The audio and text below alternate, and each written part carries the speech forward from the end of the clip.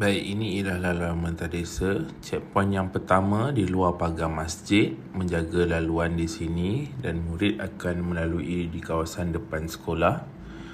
Kemudian checkpoint yang kedua, depan sikit daripada kemah putih ni, dekat Bonggol ni. Kemudian di sini ialah checkpoint 3. Kemudian nak masuk roundabout ni checkpoint 4.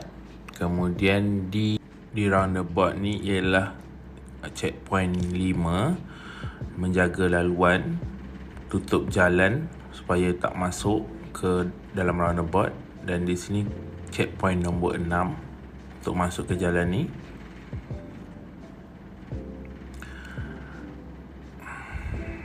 Di sini checkpoint 7.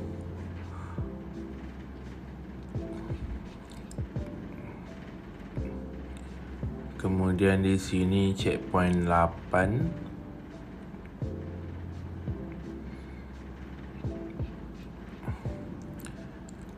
Kemudian di sini checkpoint 9.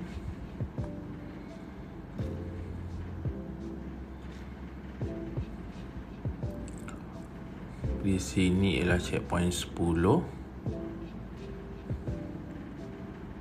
Di sini checkpoint 11. Kemudian di simpang 3 ni checkpoint 12. Dan depan sikit je lagi 13. 12 dengan 13 dekat. Kemudian ni 14 dekat simpang ni.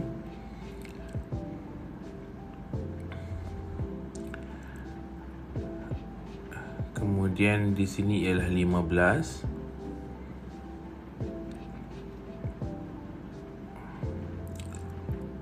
Kemudian sini ialah 16.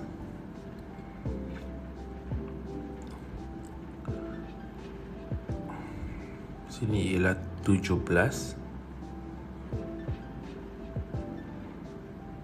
Kemudian di sini 18.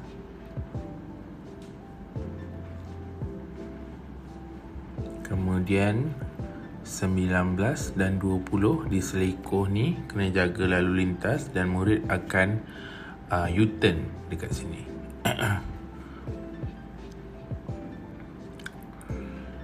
Okey.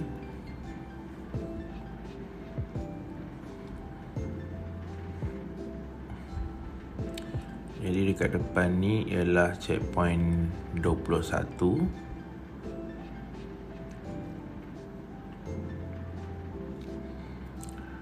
Kemudian di sini ialah checkpoint 22.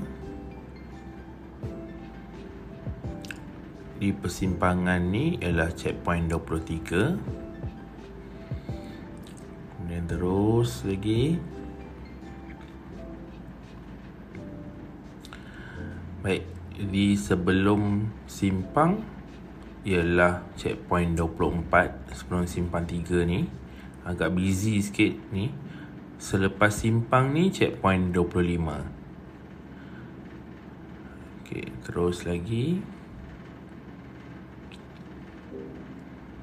Okey, ini ialah checkpoint 26.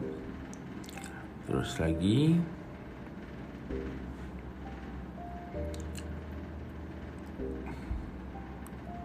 Ini ialah checkpoint 27. Pelari sentiasa berada di bahu kiri jalan.